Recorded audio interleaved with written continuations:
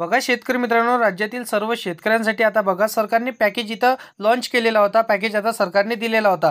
आता त्या पॅकेजमध्ये कर्जमाफी संदर्भातील महत्त्वाचा अपडेट हे समोर आले आहे. तर हे शेतकऱ्यांना माहिती असणे अत्यंत गरजेचे असणार आहे.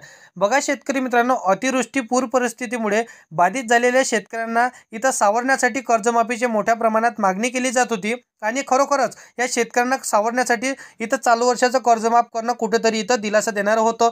बघा सर्व शेतकऱ्यांसाठी आता हे कर्जमाफी संदर्भातील महत्त्वाचा अपडेट आहे. शेवटपर्यंत मात्र नक्की, कारण की तुम्हाला एक दिलासा या व्हिडिओच्या माध्यमातून मिळणार आहे. बघा शेतकरी मित्रांनो, आता बघा ही मागणी केली जात होती, परंतु आता चालू वर्षातील तर कमीत कमी पीक कर्ज इथं माफ करणं गरजेचं होतं. यापूर्वी सुद्धा राज्य शासनाच्या माध्यमातून पूर परिस्थितीच्या पार्श्वभूमीवर अशा प्रकारचं पाऊल उचलणं इथं आवश्यक होतं. आपण जर पाहिलं तर 31,000 कोटीच्या आसपासची कर्ज शेतकऱ्यांची थकीत येत होती, तर त्याला सवरण्यासाठी यांनी थकीत माफ कर्ज इथं करायला पाहिजे होतं. आता बघा त्यानंतर साधारणपणे 31,600 कोटी रुपये त्यांनी आता हे नुकसान भरपाईसाठी पॅकेज लॉन्च केलं. आता बघा म्हणजे शेतकऱ्यांचं ह्या पॅकेजमध्ये सुद्धा कर्जमाफी होणं शक्य होतं. मात्र शासनाच्या माध्यमातून यामध्ये वाढीव नुकसान भरपाई किंवा रब्बीसाठी हेक्टरी प्रमाणे 10,000 रुपये त्यांनी दिलं. खरडून गेलेल्या जमिनीसाठी त्यांनी वगैरे वगैरे सांगून दिलं.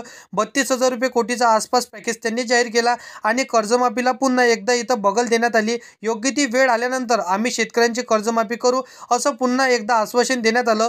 कर्जमाफी आता तरी नाही तर या ठिकाणी तुम्ही केव्हा करणार असा शेतकऱ्यांचा प्रश्न पडत होता. तर बघा शेतकरी मित्रांनो, महत्त्वाचं अपडेट आता कर्जमाफी संदर्भातील पुढे आहे, तर नक्की तुम्हाला व्हिडिओला शेवटपर्यंत बघायचं आहे.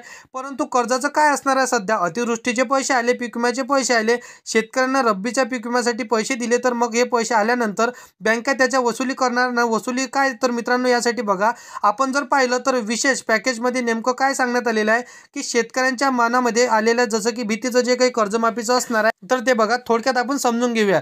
बघा राज्य शासनाच्या माध्यमातून जे काही दुष्काळी तालुके असणार आहे तर ते जाहीर करण्यात आले. अशांच्या बाधित झालेल्या पार्श्वभूमीवरती तालुक्यांना आणि जिल्ह्यांना हे माहिती देण्यात आली. बघा ज्या सवलतीमध्ये शेतकऱ्यांसाठी दोन महत्त्वाचे आणि समजून घेण्यासाठी इथं सवलत म्हणजे पीक कर्जाच्या वसुलीची स्थगित आणि बँकेच्या जे काही नोटीस पाठवण्यात आला होता. पुराचं पाणी घरात गेलत असताना किंवा पूर परिस्थिती वसरत असताना बँकेच्या माध्यमातून नोटीस पाठवण्यात आलेली होती. आता जो काही नोटीस आला होता तो नोटीस आता कर्जाची वसुलीसाठी आला होता. आता तो नोटीस आता थांबवण्यात आलेला आहे. म्हणजेच की बघा वसुलीला 1 वर्षासाठी स्थगित देण्यात आलेला आहे. पॅकेजमधील ही सवलत या शेतकऱ्यांसाठी लागू करण्यात येत होती, परंतु त्यांनी केली नाही. आता जोपर्यंत वेळ येऊ नये कर्जमाफीची घोषणा केली नाही तोपर्यंत अशी इथं कमीत कमी आपण इथं आश्वासनच देऊ शकतो असं आता शेतकऱ्यांना त्यांनी सांगितलेलं आहे.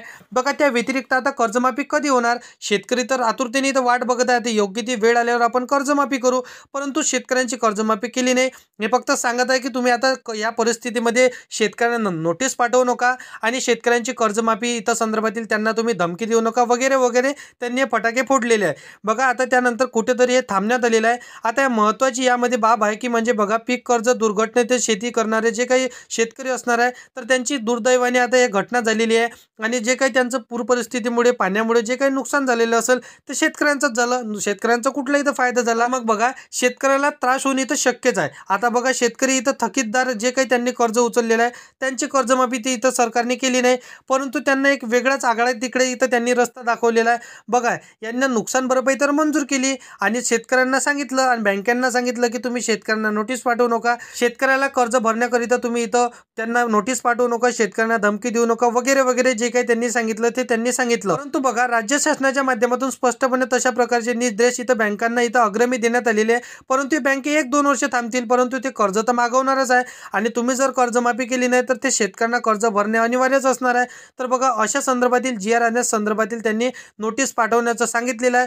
परंतु आता काही दिवसानंतर ह्या नोटीस आता पूर्णपणे येणार आहे की आम्ही आता मुख्यमंत्री साहेबांनी जे काय आपले देशाचे पंतप्रधान असणार आहे त्यांनी आता हे नोटीस पाठवलेलं आहे. त्या संदर्भातील काही आता नवीन अपडेट येईल तर ते त्यांनी सांगितलेलं आहे की आम्ही नवीन अपडेट आल्यानंतर तुम्हाला हे माहिती सांगू. परंतु आता सध्याच्या परिस्थितीमध्ये कर्जमाफी करणं शक्य नाही, परंतु आम्ही शेतकऱ्यांना आता कुठेतरी दिलासा देण्यासाठी आम्ही नुकसान भरपाई देऊ आणि जे काही त्यांचं जसं की जमीन वाहून गेली, खरडून इथं जमीन निघालेली असेल किंवा त्यांचं शेती पिकाचं जे काही त्यांचं गुरे जनावरांचं विहिरींचं सर्वात जास्त जे शेती संदर्भातील आवश्यक वस्तू असेल त्या सर्वांचं त्यांचं नुकसान झालं असेल तर आपण त्यांना नुकसान भरपाई देऊ. बाकी जे काही नवीन अपडेट कर्जमाफी संदर्भातील नोटीसचं जे काही आता रिन्युअल येणार आहे तर त्यासाठी जर तुम्हाला माहिती पाहिजे असेल तर या चॅनलला सबस्क्राईब करून साईडला दिलेल्या बेल नोटिफिकेशनला नक्की प्रेस करून ठेवा, जेणेकरून इतर योजना संदर्भातील आणि सर्व योजनांची माहिती सर्वात अगोदर तुम्हाला भेटत राहणार. राहणार. व्हिडिओ आवडला असेल तर व्हिडिओला लाईक करायचा आहे आणि तुमच्या मित्रमैत्रिणींना व्हिडिओ नक्की शेअर करायचा आहे, जेणेकरून त्यांना देखील शेती संदर्भातील आणि इतर योजना संदर्भातील माहिती अशीच डेली भेटत राहणार. तर चला येऊया नेक्स्ट व्हिडिओमध्ये.